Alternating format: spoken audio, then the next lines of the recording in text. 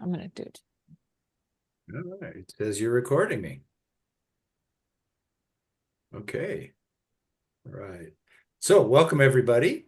I think I know everyone here, so I don't want to introduce myself, but I want to let you know tonight's going to be a little shorter than the ones I've done in the past. It's just an update.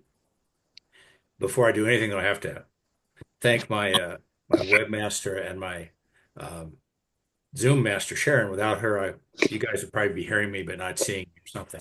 So anyway, she makes this possible for me to do it. So tonight is going to be an update. This is just the stuff that has happened since the last batch of evaluations that I felt like I hadn't touched on or I'd gotten wrong or whatever in the first four that I did last year. Um, Osi, hi. That's Hey good. everyone, happy to Hey, be here. Hoshi. Happy to see new faces, familiar faces. Hey Terry. Jenny is totally stoked that you're coaching her. I'm so excited to be working with her. She's awesome. Cool. Yeah, thanks so much for having me, Michael. And yeah, looking forward to meeting everyone in person this weekend. Well, I hope this works for you. I hope it helps. All right. So anyway, this is just an update, and I'm not going to redo the old ones, but this is what we're going to be doing in terms of evaluation prep this year. We have this Zoom, the other four, which I'll go through real quickly for anyone that hasn't seen them to tell you what they are. We're going to do a mock certification on February 1st. That's Saturday at Tingley. I'll send out details to anybody that's interested for that probably tomorrow. And then on the 4th, March 4th, which is a Tuesday, we're going to do a prep in the mountains. I'll know where after I've got blackout information from Terry, or not from Terry, but from Casey. And then March 5th, which is Wednesday, we'll do a prep for the field trip. It's somewhere in the Bosque, try to cover the two most likely places that we'll end up. And then the evaluations are two right one after another. So available on the website are the ones from last year. Track and sign evaluation, the basics. That's only if you haven't done evaluation or you just want to brush up on how they work, the system, the practice, and kind of some of the etiquette of it.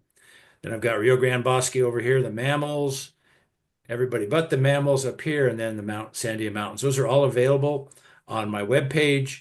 If you whatever the email that got you on this that has the Zoom link also has at the bottom of it the link to the web page. If you go to that and you go to resources and videos, you'll find all of the ones that we're looking at here. Okay, so not that much to add in terms of this is last year's list. The blue ones are the new ones. We're going to talk about raccoon scratches and hispid cotton rat nest. That I don't really include that in there much because that's actually on one of the other ones, so I'm not going to talk about that tonight. But if you review those, you'll see it from one of the other ones. And then the mountain evaluation questions, the new stuff that came up first is a fawn track, how to tell that. Wood rat nests, we looked at that a little bit more. Wolf spider burrow, and then a lot of jackrabbit stuff. This was a big jackrabbit year. So we'll spend some time on that. Start with the one that gave me the most trouble. This is a raccoon latrine. And in one of my videos, I said I didn't expect to see one of these because of the kind of potential for becoming infected with microorganisms from these things. But this time they did. So this is on the right or on the left here. This is a log that's at an angle laying on the ground, one end propped up. All this brown along here, all of this is degraded raccoon scat. And I didn't really recognize it because I'd only seen it a couple times. When they're fresh, they're large and round and tubular. And this was all broken down, but it was raccoon scat. And one of the people who was much better at this than I looked at it closely enough to realize that it included some crayfish parts, which would have been a real good clue for me.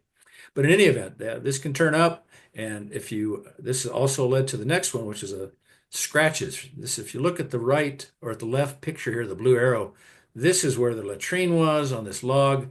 On this tree on which it is leaning, there is some bare wood. And there's a series of scratches, 1, 2, 3, 4. You can see them there. They're faint, but they're there. A lot easier to see in person. But that was the raccoon. This is from the raccoon climbing the tree, paws on either side of the tree and going straight up. Hey, and I'd never Mike. seen that either. So that was really, really something. Hey, Mike. Yeah. Since this is, I just want to clarify, this is down by the river, Yeah, I right? should say In the this is, Bosque. yeah, this is But in the you wouldn't Bosque. expect to see this up on the mountain, right? Well, the raccoons are up there, but they're not nearly as active. There's not nearly as many of them. I mean, we do, Maggie, you can tell me, but we do see them on the camera sometimes in the mountains, Every so often. but they're really Maybe they're rare. just going to a different water source. Yeah, passing by. Whereas, and this is on the Bosque, so basically this is probably 100 yards from the river, and it's one of the favorite places for the raccoons to hang out. So it's not surprising that there's a latrine there. It's just I'd never seen one like that. That's a good thing to mention, Chair. Hey, Michael, Uh, did Yeah, did Casey share anything about just diagnostically, like determining these scratch marks to determine raccoon from anything else? yeah, he did because there was one guy in the group that suggested that this might be fox scat or fox scratches. That was me. Um, I got it wrong. This one really got me in trouble. And he said part of it was the size. It was a pretty good size paw there. And the other thing is that the only animal that can do this has to be able to reach around that tree because that's the only way to scale it and leave that scratch and the tree is pretty good size. You can't tell from that. But if you look at his hand or my hand in the picture, this thing is big enough that it's going to take an animal with some pretty long arms and feet to get around that. So that was also part of it. And then a big part of it was just there was a trail of raccoon scat leading up to the scratches. Cool. Thanks for Well, explaining.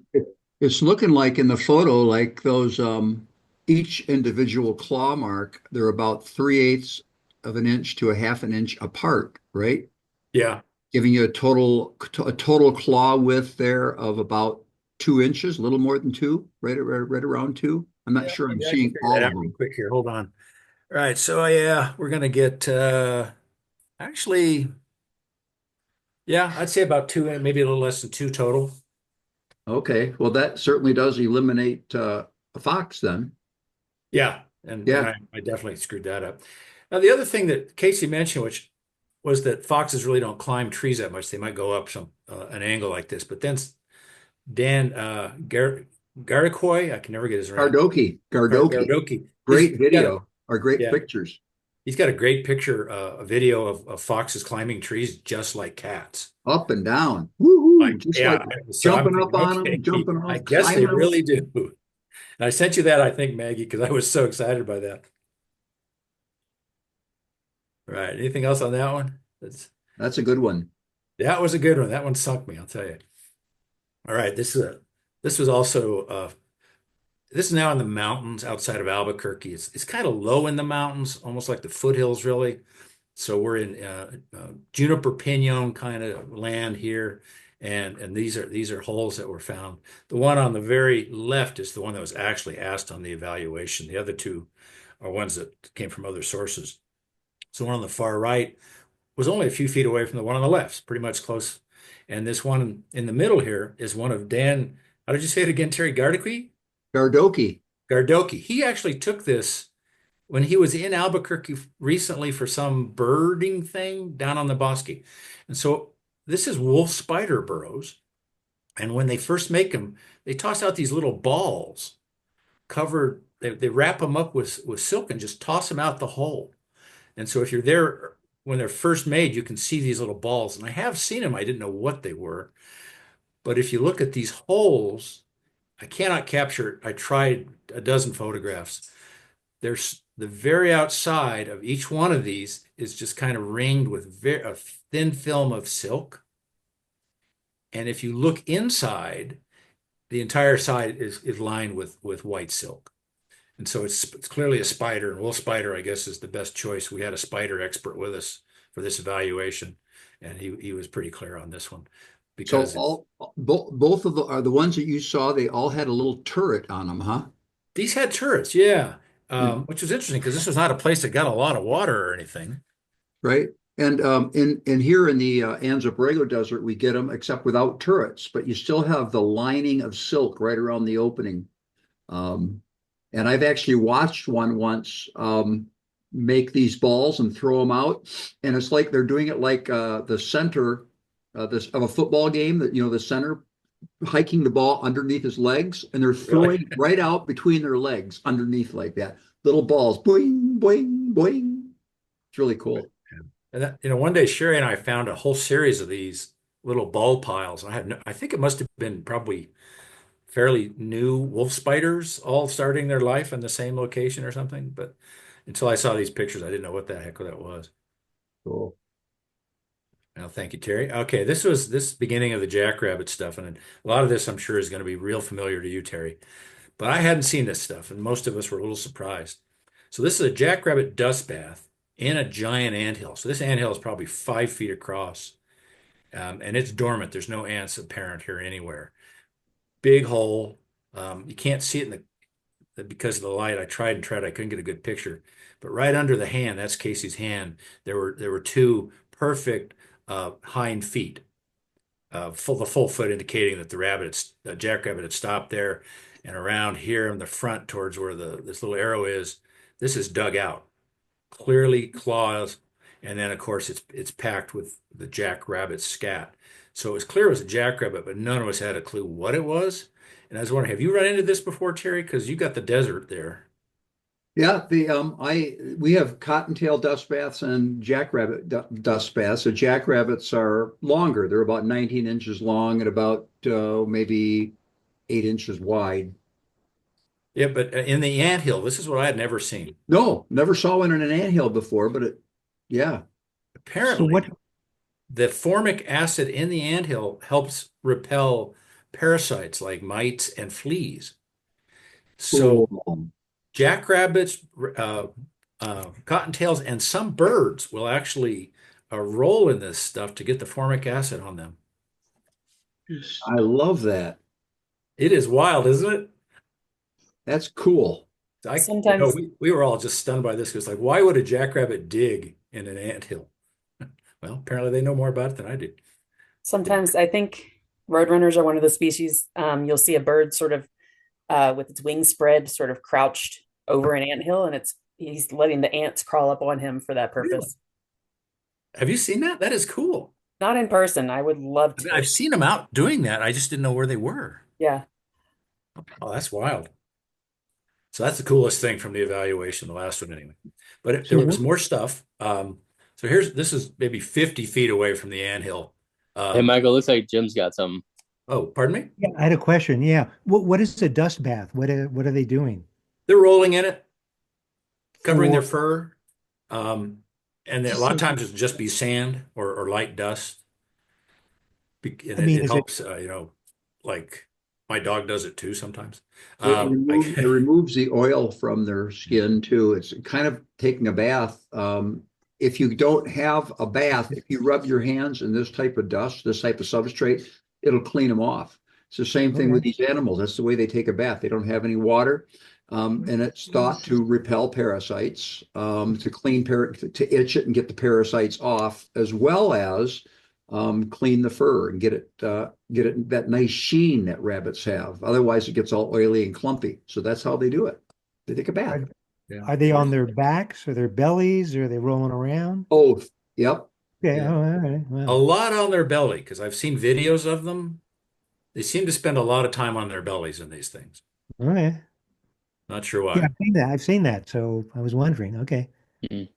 I gotta share that the out in the Oregon sand dunes, I've come across giant anthills where it looks like a bear has sat on top of it for the same process to let the ants get the Really? air pass on. Yeah, That's crazy. that was never I don't know. verified I'm by not like willing to try it, but yeah, never verified by a sighting of that, but just based on the impression left in the anthill, it looked like the bear literally sat on top of it.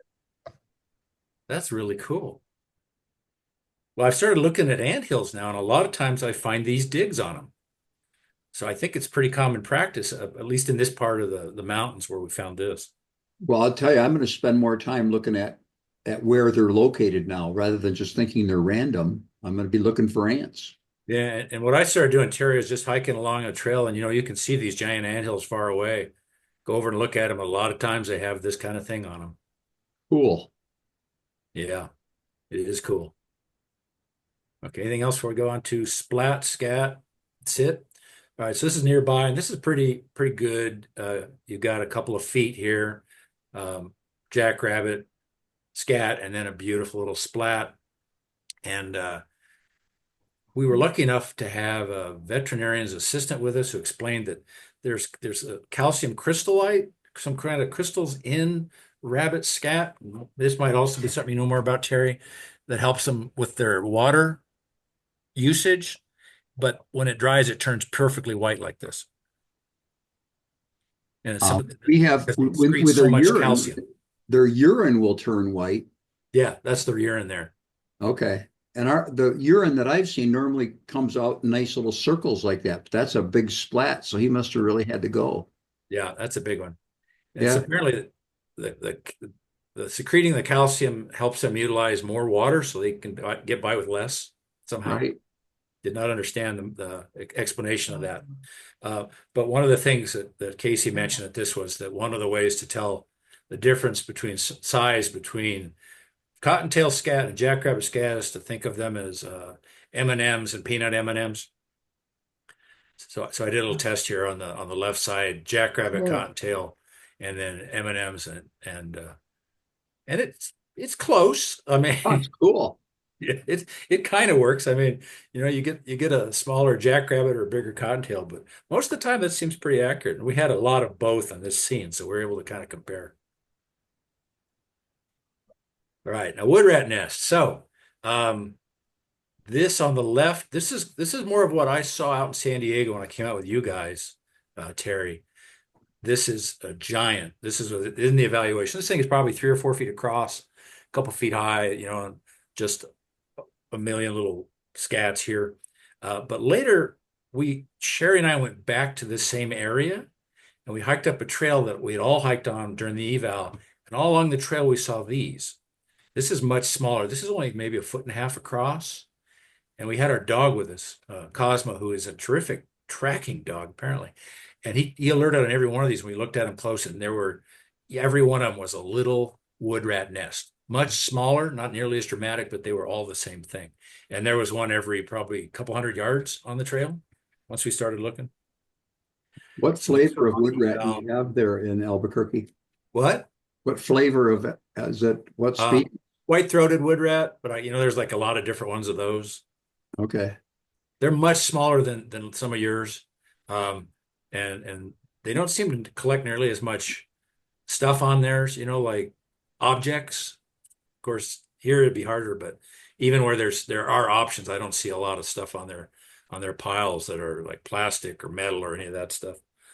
And so these are pretty common in the mountains. This is in the same area. So this is kind of be like pinon juniper, dry, rocky. But then we went to Maggie's neighborhood on one of our weekends, and we saw this, which is this is an area, flat desert on the west side of the Rio Grande River, not far from where Maggie lives.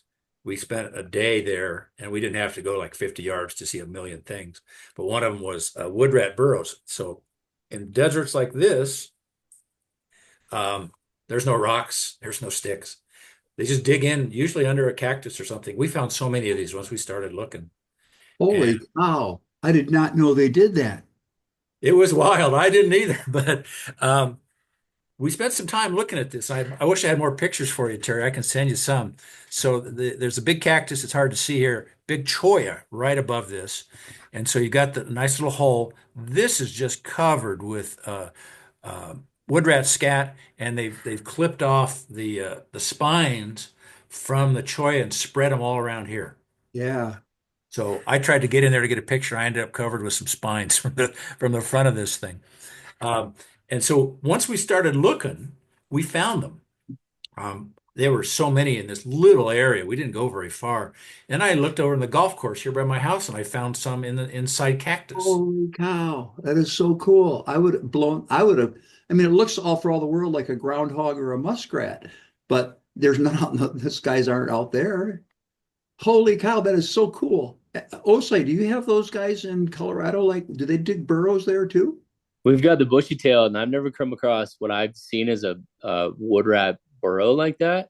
So when I first saw that, I was like, huh, are they like occupying someone else's burrow? But with all Hmm. the scats and the defenses that they put up, I mean, that's so cool to see. Yeah. Like I said, we found them all over, and they all looked about like this. They all kind of had a little bit of like the hidden or protected entrance. And then nearby, well, this is actually, I'll go back to the next one. Hey, But Maggie, let Mhm. me just ask Maggie, have you actually seen the wood rats going in and out of there? Because you live there, you're there all the time. I don't think I've seen them going in and out of the holes. I have a hole under my old swamp cooler out back that I put the camera on and saw wood rats going in and out. Oh yeah? Singular one. really, But it's definitely what they are. With the scat and the number of unfortunately roadkill that I've seen or seen them on camera. Yeah, there's not a better place to do it. We have a few junipers around, but not very many large structures, for lack of a better word. Wood rats are primarily nocturnal, so we don't see them. It's only once in a while on total accident. They'll come out once in a while during the day. My friend Dick Chadwick has videos of them out going back and forth and clipping twigs and leaves during the day on a video camera. But other than capturing them in live traps, I've never seen a wood rat out in the wild. And what well, we Maggie set up a camera not far from this place, right, Maggie? That wasn't very far away. Your game Yeah, camera at night probably video, an eighth of a mile, not far at all. and they were running around, right? yeah. It was the camera was actually on a couple of dead rabbits. One happened to be there and one was roadkill. And they actually came and collected fur and I think maybe bits of flesh too, but for sure some fur. That's cool. And so this one, we looked at this a long time, and maybe 10 or 12 feet to the right, we saw one of these. This isn't the best picture, but one of these yucca trimmed down by the wood rat. In fact, there were two of them just like this, uh, where you could see that they'd cut all of this out. And this is actually a different location, but it's the same idea. So this is up in the mountains by the regular nests that with the piles, but this one, and I wasn't there, so Sherry may have to help us. She was there for this. This is a wood rat nest where he didn't have to do any work. He just kind of moved in to this rock, and this is the usual, uh, bunch of scat right here. But then he cut these, and you could see one of them right here at the entrance, right there. So this is right in the entrance where he's cut this off and is headed into his den with it. So apparently this is a big part of their food or nesting. I'm not sure yet what they do with it. Do you have any idea about that, Terry? Because I couldn't get an answer anywhere. I don't know if they eat it or if they use it for nesting material. I suspect it's nesting material. I think I knew once, but I forget more than I learn. I think that's what Casey said it was nesting, right, Maggie? Okay, there you go. Okay. Because they sure Uh, cut a lot of it. yeah, and that might be this fits the profile for our desert wood rat out here. And I don't know if you have desert wood rat in Albuquerque, No, we don't. but that's what they do is they do these things in the rocks, piles like this. So they don't dig holes. They find already crevices and rocks, and then they'll armor them. We call it armoring, where they bring in all the spines of the cholla. Right. And there ain't nobody, picture yourself as a bobcat or a fox running after a wood rat. There's no way that thing's going to cross that armoring because they'll just wind up with a paw full of spikes. So it's great. But the wood rat can run right over it. Yeah. That's what the holes were. They were all armored like that. All right. So that's pretty cool. All right. This is another one. I didn't see this. Sherry was there for that, but I've seen it in other places. So this is a pocket gopher esker where the ground is covered with snow. And they're digging and they go up into the snow and backfill the snow tunnel with dirt, and then the snow disappears. So I guess Casey went to another level to show the waste esker versus the non-waste. And so the one on the left is the waste. You can see it's filled with all kinds of stuff. There's going to be scat, and I don't know what else I put in there. The one on the right, I took this picture. It's a little different location, but not far away, and you can see how it's just dirt. And I've seen these waste eskers around over the years. Not very common. They seem to be a lot less of them than of the other eskers. But I had never seen one on an eval before, so that's a tough question in some ways. Have you seen this? Anybody online here? Well, this is where you have snow, right? Yeah. So what they're doing is they are digging underground under the snow, but they have nowhere to go. So they're pushing this dirt up. So this is actually the backfill from the tunnels they're building just under the surface, under the snow. And when the snow melts, these things all become visible. Yeah, and they're all over the mountain. We And in had it in fact, the these are Santa pretty Fe. low in the mountain. We had it in the Santa Fe evaluation back in October. And we also had that the wood rat bringing stuff in differently. Don, did you have the waste, non-waste? Because the Eskers definitely going to be on the eval if you're up in the mountains. They're everywhere.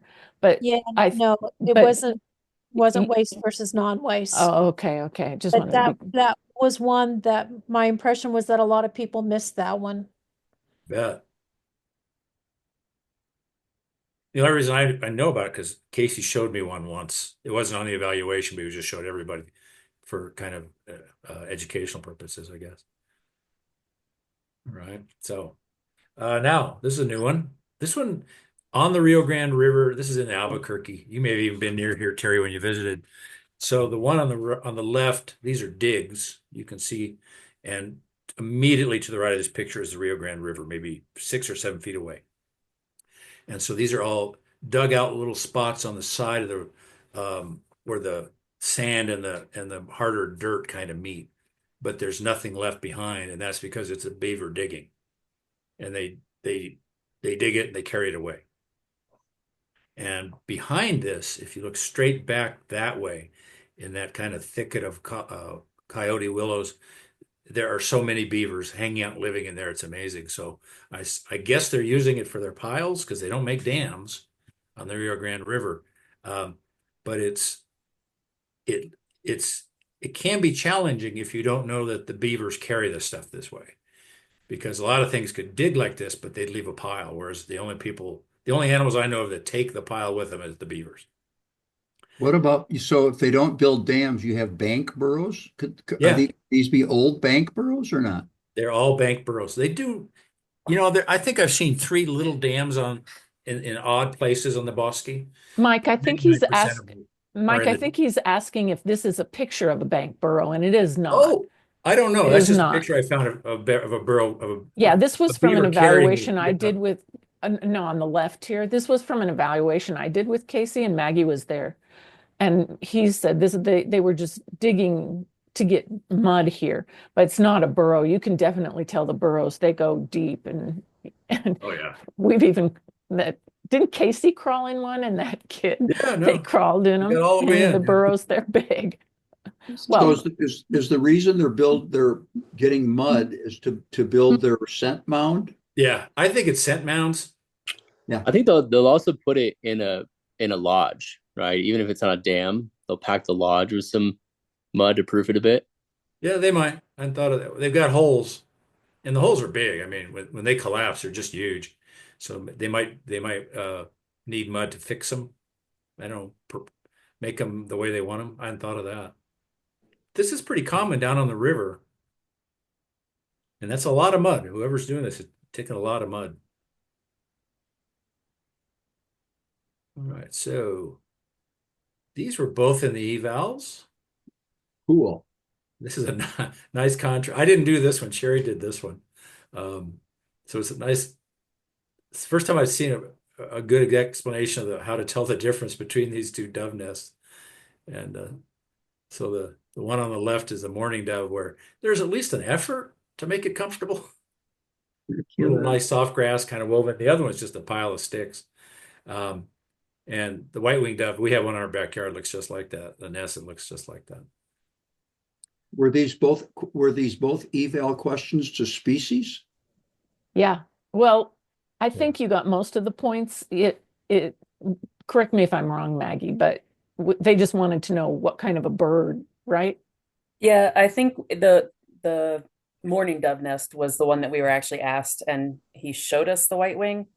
And I think it may have been a bonus. I think as long as you said dove, he was pretty happy. Yeah. When up in Santa Fe, in October, he had a robin's nest that he Really? wanted. It was species specific. Yeah, how it's kind of rough on the outside and then the mud and then the finer stuff in the inside. Yeah, robin nests, if they find a robin nest, they'll ask it, period, Yeah. every That's a time. real nest, you know? I mean, And what exactly are you looking for? Because I don't think I could identify a robin's nest. What is it? Mud. That mud layer that's in the middle, between the other two layers, is a real marker for it. yeah, I'll show you pictures here later. There's nothing like it. It's just amazing how much effort they put into it. It's like a cup of mud, and they put the eggs inside. Yeah, it's cool. I would love to see one on an eval. All right. Anything else on this one? White-winged dove nests are easy to find. They're here by the millions now. They've moved in like in the last 20 years. They're everywhere. The mourning dove's a lot harder to find anywhere around Albuquerque these days. This was just a weird little question. I stuck this in. Easy question, but actually tripped up some of the folks who are new. The only question, and this isn't the best picture of it. It was actually a little further away from where the eval question was. But the question was, what kind of animal or creature did this? And it was a lot of people went with other answers than bird. Did he talk about species possibility at all? Oh yeah, we did a little bit, and I think we end up with Maggie. Maggie was there. Sparrow or other songbird was our best bet. Maybe Blackbird, maybe? yeah. We don't really have blackbirds, Okay. but they were small bird. That's all he Yeah. asked. But it turned out to be a tough question for some of the folks because a lot of people said lizard. Cool. Did you say blackbird because of that heavy hallux and it looks like 202 and 3 or 3 and 4 close together? That's what I'm, and that one above the 8 centimeter mark. Yeah, the right track. But then I look at the other ones and they're more symmetrical. Like the one above the 1 centimeter, the left track above the 1 centimeter mark, that's pretty symmetrical. So yeah, I'm yeah, at 1.5 inches, I think that's what it's measuring out at roughly with the claws, 3.5, 3.5. Yeah, it's coming in at 1 3/4 inches. So that's a little bit, that'd be a big sparrow.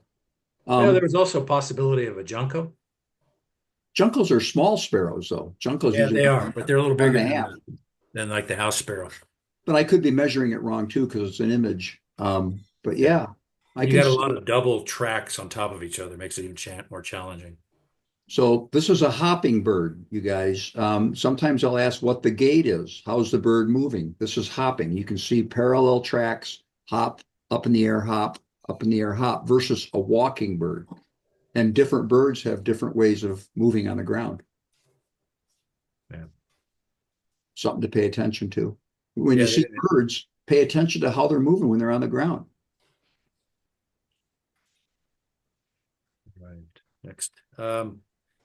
So this was not far from, we're still in the bosque. This is probably about 6 inches off the ground. And either rabbit or wood rat was accepted as a valuable answer, but Casey really said he thought it was probably rabbit because it's pretty deeply cut and there's a little bit of a squared off edge. It's hard to see right here. It's kind of flat and squared off. And by rabbit, you're talking cottontail. You have a cottontail. Yeah, there? a cottontail. This was in Yeah. an area where there were more cottontails.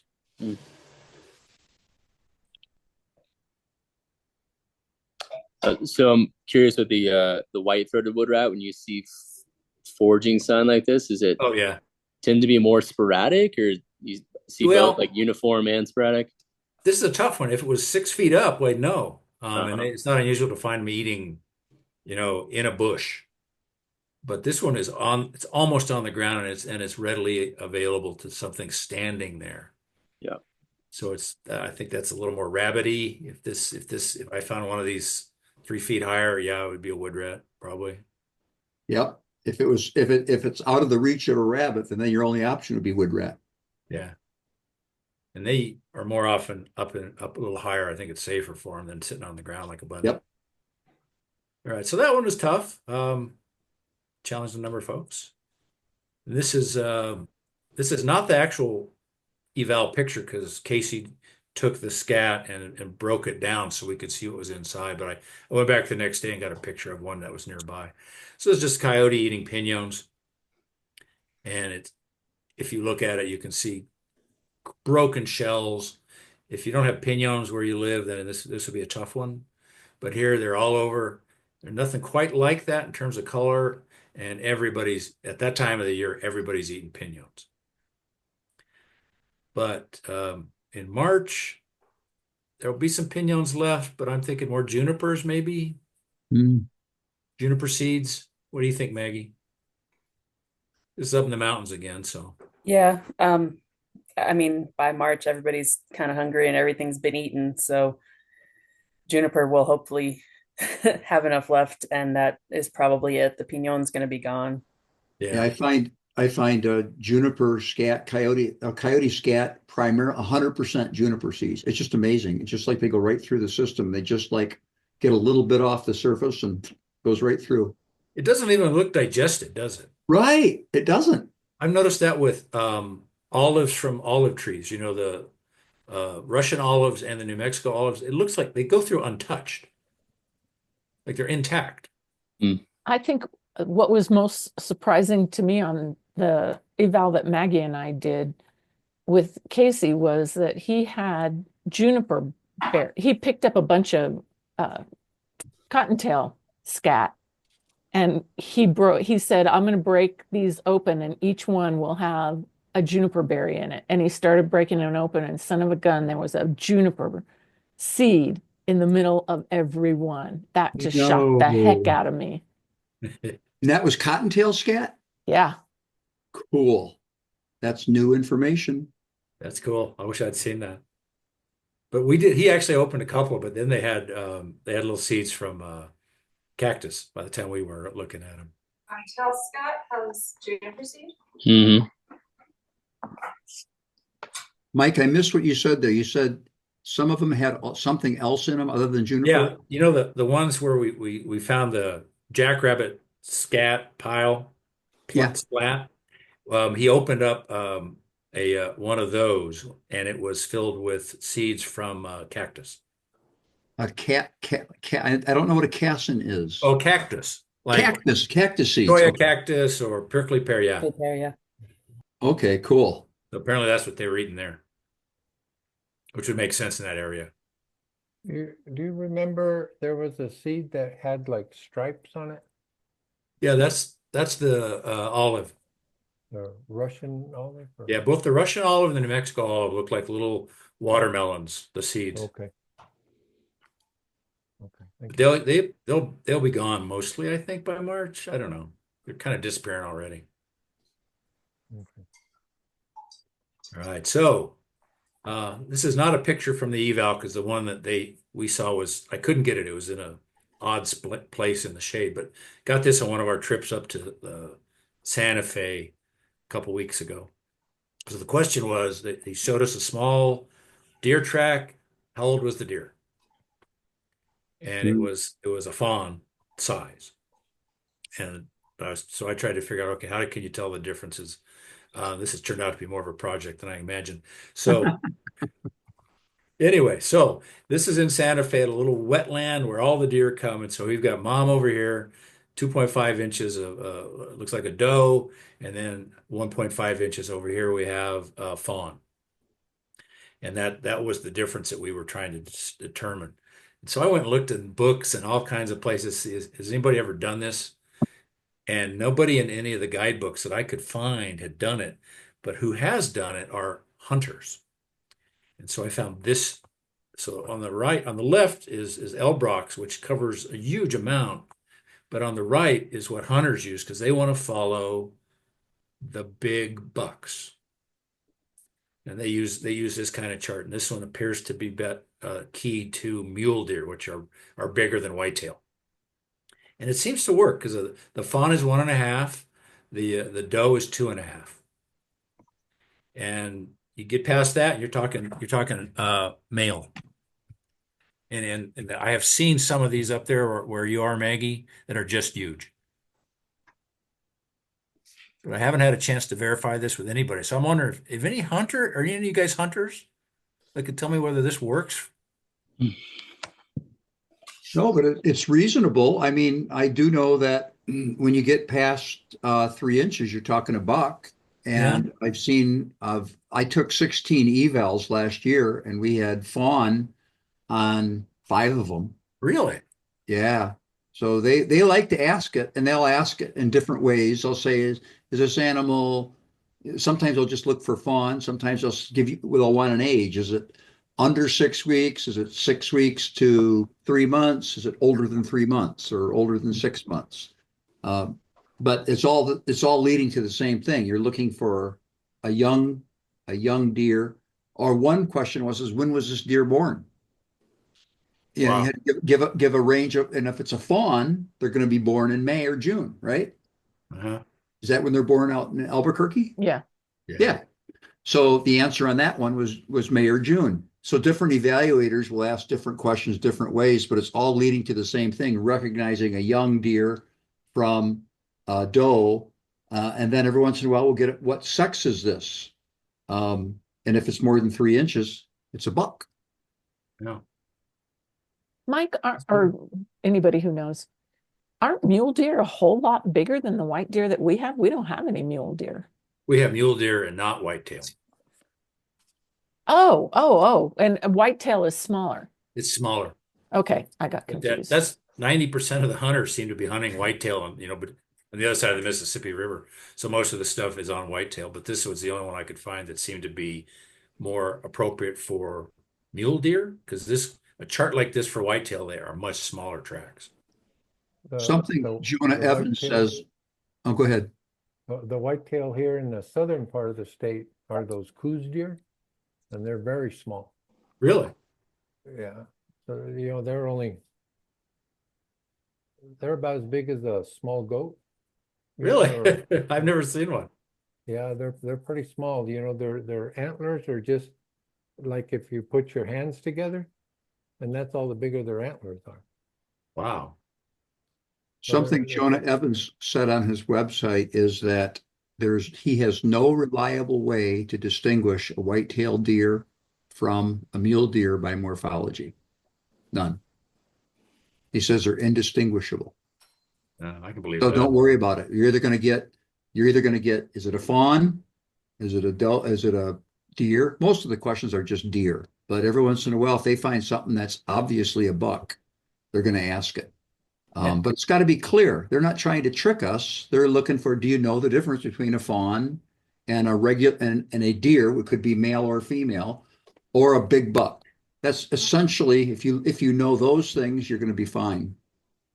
And for the evals in Albuquerque and around Albuquerque, it's got to be a mule deer. There are no whitetails. They found one in the mountains once, and somebody wrote an article about it, but they just don't really live here in any numbers. Michael, Peter Callan here. Oh, Peter. Hi. Another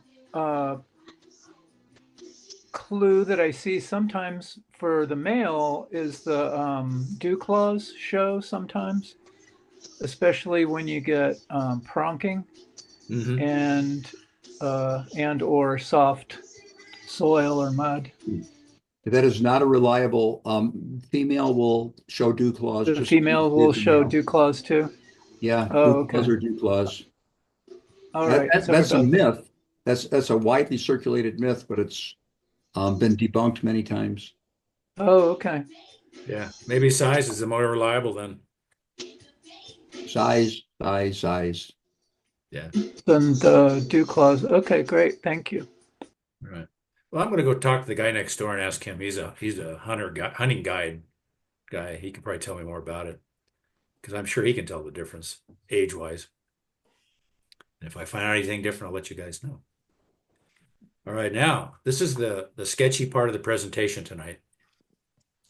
Deer bones. This is from an eval about a year, actually 2023. This is up at the Sandia Mountain Natural History Center in the Sandias. There are evaluators that really like to do bones, and Kevin is one of those. And he actually brought this. This is an elk leg here on the left and laid it out for an evaluation question. And the question was front or hind, left or right. And I missed this and didn't really deal with it well on the video we did last year. But then we got a new dog. Sherry and I got a dog that finds deer bones when we hike.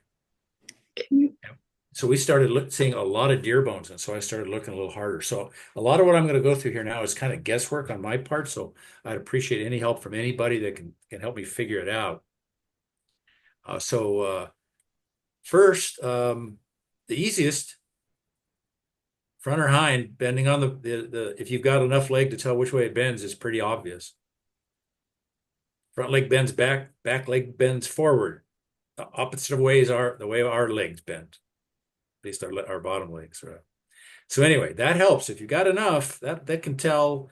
If you've got a hoof, you'll know which way the leg should point, and then you'll know which way it can bend. And there's a good example. And there's other clues. This is where I'm a little unsure. But here you can see the bend forward, dew claws that point back, another nice clue. There's a tarsal gland here. I haven't had a chance to verify this myself, but it appears to be on both male and female on the inside, and a metatarsal gland on the outside. All of that works. Now they say the outside is darker than the inside, but I'm not seeing that, frankly, on any of these photos. So here's one our dog brought to us or found, and it seems to work. So here's the claws pointing forward, leg bending forward. It's got to be a rear leg, right? And I can't really see a good dew claws, but this looks like the rear. And I don't see a metatarsal. Or I guess maybe I do. No, there's no metatarsal here. It could be that. I don't know. So left to right's tough on this, but this is clearly a rear or a hind leg.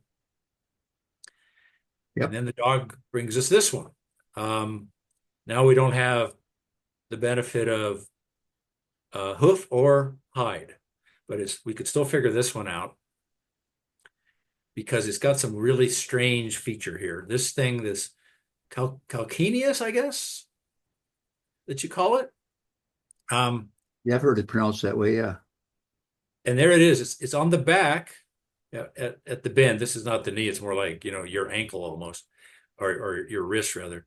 But it's this thing here. And there it is. And you can even kind of see it here under the skin. I don't know what it does. I'm wondering if it has something to do with leverage, because the back leg does so much bouncing. So once I know that, this one I can kind of figure out. This is a hind leg, that's for sure. Left and right still tough. I'm not sure how to get that from this, but I can tell it's a hind without any real trouble. The calcaneus is actually the same as our heel. Okay. I think it's called the same in human anatomy too. Really? You're good at this, aren't you, Maggie? I should have asked you. I like bone.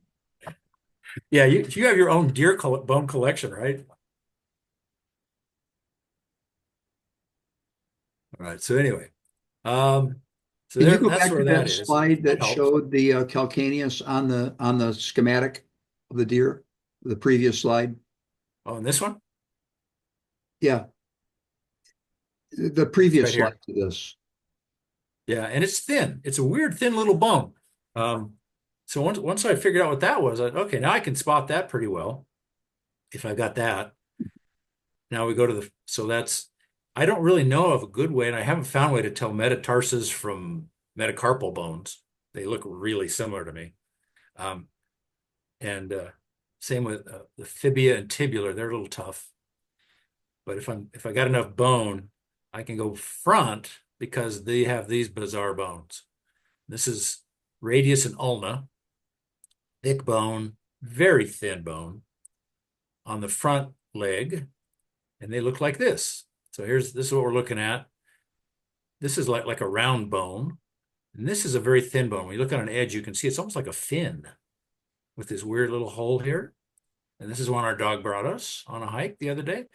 And that's got to be the front leg of a deer. I can't say which side, but that's got to be the front leg.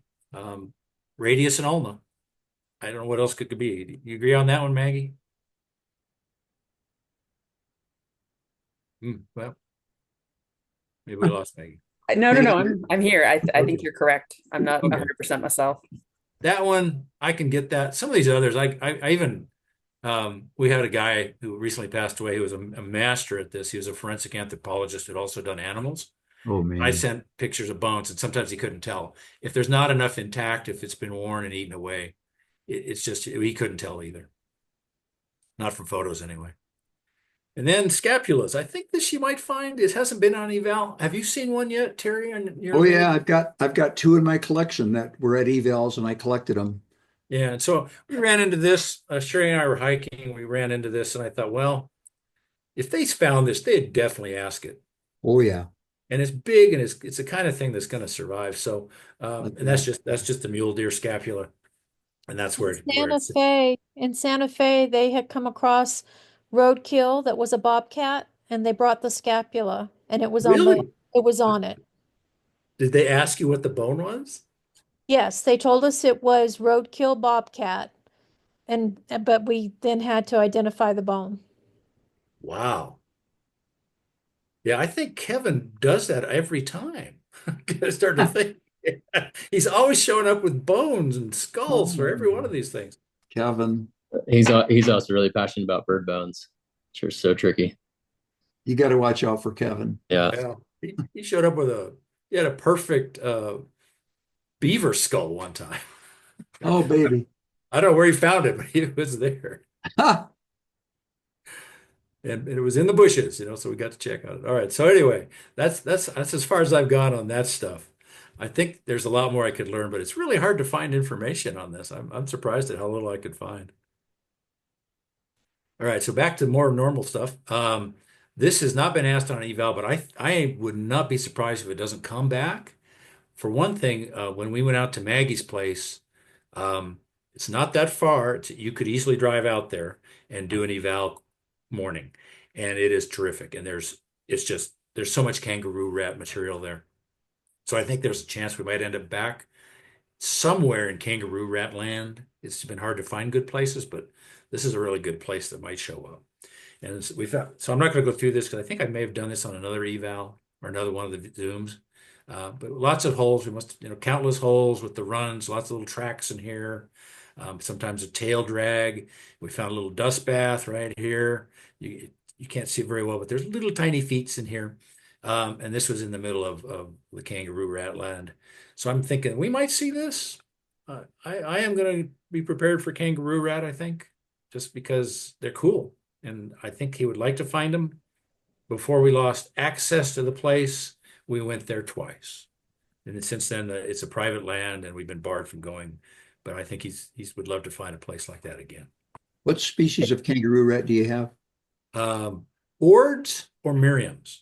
Okay. Merriam's, the Yeah. ones by me, as far as I know, are Merriam's. Yeah. And the only difference is one toe. But we did find one we could tell it was a Miriam's. But Um, it hard to tell. can you talk a little bit about where kangaroo rats are found? Because we wouldn't find them in the bosque. They're not by the river, right? No, but like the one place that we used to go was maybe 200 yards from the bosque, but it looked like this. It was sand with this kind of vegetation. It was a desert. And from once you leave the bosque and head west in Albuquerque, this kind of terrain is everywhere. It's just that it's so built up that it's hard to find good places to find kangaroo rats. But if And it's they wouldn't be in the mountains. Now, um, when I was a no. kid, we used to go out and catch kangaroo rats in the foothills. So I know they used to be there, but I don't know if they are now. Where did you find them? Do you remember? Yeah, right on Eubank. Oh yeah. You were by my house, which Before they Eubank built is a everything busy on street Eubank. now, but Yeah. at the time we were the only ones out there. And Yeah. And for those of you that haven't seen kangaroo rats, if you're in kangaroo rat terrain, you will know. There will be dozens of these holes and little runs and stuff. They transform the landscape. So you'll never wonder, oh, is this a kangaroo rat area or not? You'll know. Aren't those tracks right there above the W on the burrow? Yep. Isn't Yep. that a Little perfect perfect feet example? right there. Yeah. Paddles. They look like paddles. Little paddles, yeah. Yeah. And they were so many great tracks up there. I would love to go there again just to look at it. And there were runs and just they're very busy little guys. Beautiful. Now, this is going to be a March eval, so the question is who's going to be here, who's not. Uh, Bullfrogs, very, very rare that time of year, but the turtles, they're still out. They'll be out. They'll be everywhere. It wouldn't be uncommon to see turtle tracks. Toads, not a lot of toads in March, early, because this will be early March. But lizards, yeah, the lizards will be out and about, maybe especially small ones. I don't think the snowy egrets will be here. They're very rare. They haven't come back yet, so I wouldn't expect to see them, but it's possible.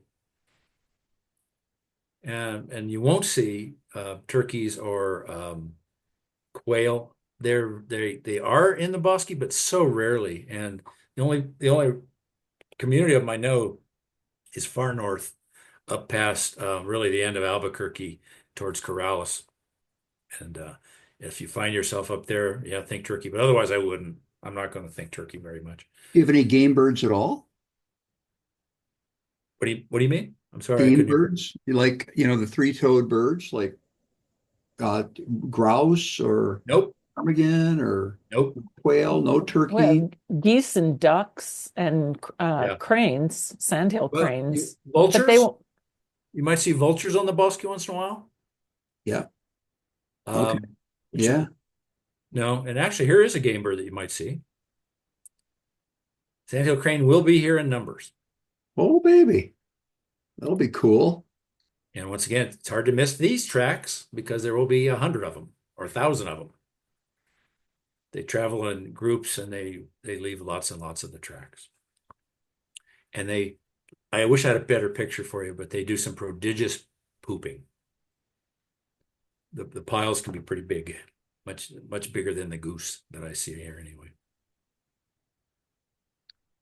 Okay, now this is a totally unrelated, random thing. We're almost done. I wanted to mention Casey wanted to start doing some tracking research projects that use local trackers. So he's actually suggested to Ann Hunkins that she's do a badger study here in the Bosque in Albuquerque for her master's, which she's working on out of college in Prescott, I believe. So she's actually started doing the American badger study. Down in the Bosque, we're just doing preliminary kind of where are they and what do we find for the last month, just going out 1 or 2 days a week and looking for badger sign, tracks, holes, whatever. And it'll turn into a more organized study soon, and we're going to need lots more trackers. So anybody that's interested, I would urge you to do this. It is really a hoot. The cool thing about this is when you focus on one animal like this, you learn them so well. You'll find out more about their behavior, how they live, what they do, where they go. It's really kind of cool. So if anyone's interested, at the bottom of the page here, or the slide, you can see annhunkins.net. She has a website now. If you go to that and you look on the research, under the research tab, there's a lot more details about what's coming. But it's basically going to be an effort to identify where they are using trail cameras and even who they are, because apparently you can individually identify badgers by the pattern on their forehead, the white and black pattern. So if anyone's interested, let Ann know, because we're definitely going to be needing more people soon. And you guys who live out in near Albuquerque, if you go out with Ann Hunkins, you're not going to be looking at just badger tracks. She is a really good tracker, and you're going to learn it's just like going out tracking. Yeah, it is. It'll be amazing. I wish I was closer. Yeah, it's going to be fun, and we're getting more and more familiar with the badger world. But we have found, I don't know, 100 of these burrows probably so far. Holy cow. Cool. Well, they dig one every day or two. They do. Yeah, Yeah. they dig day burrows, and the only time they'll stay in one is on a natal burrow, where then the throw mound, it becomes enormous. So they become like 15 feet in diameter and 2 feet high. Yeah. They're way deep and real big. But these kinds, the one that Ann is pictured in, that's a typical 1 day overnight dig. Maybe it started going after a pocket gopher and then thought, hey, I'm tired. I'll just stay here for the night. But they can dig that hole in 5 minutes. Look at the It's claws amazing. on that one. In the middle photo there, on the front, look at those claws. They're That's amazing. where who's that guy in those movies that has the big claws? Wolverine. Wolverine guy. That's just like Wolverine claws. They're huge. So on the picture with Anne, it doesn't have the typical D-shape hole. So you're saying badgers do these more rounder holes Yeah. too? The D shape is classic, but we find a lot just like this. And it's partly the size. If you look inside, you often see the claw marks going sideways on the inside. Yep, just like that. And then the size of that throw mound is also a clue. The only other animal that comes close would be the rock squirrels, but they don't have those big circles in the middle like that. And then the other reason you can kind of tell if you find this hole, you will find others nearby. Digs, digs, digs. They anywhere they stay, they dig. And so one place we found 9 of these digs on one little hill, and then one of these nearby. So it's really the great thing about them is they leave a great track and sign for you to follow, but it's going to be a challenge to find them. But one of the other reasons I mentioned this is I would not be surprised to see some badger questions in March, especially with Anne as part of the team, because now that we know more about them, you can get some pretty cool questions, like the one about the natal size and all that. There's a lot more like that could come up. So I'm going to learn. I'm learning my badgers. I'm going to be ready if they ask. The way I learned to recognize badger holes, other than what Michael said about there's always a bunch of them because they're going after pocket gophers. They'll go boom, they'll go in, nothing there. They'll go boom, they'll do another one, boom, and then they'll stay for the night. The way to picture it is a bowling ball. You picture a bowling ball, that's about the size of a badger hole. Yeah, and you Else can like it. actually tell the difference when they're going after pocket gophers as opposed to when they're going after squirrels. They do different digs to catch them. They're very good at what they do. Right, I think that's it. All right, a little over time, but thanks. I appreciate everybody coming. Any That questions was about it? incredible. Yeah, Super thank job, you for Michael. coming, everyone. That was one of our better sessions, I thought. That was great. That has inspired me to go to your site and watch your other videos now before I don't March. think they're going to be as good as this one. This was one of the best ones yet.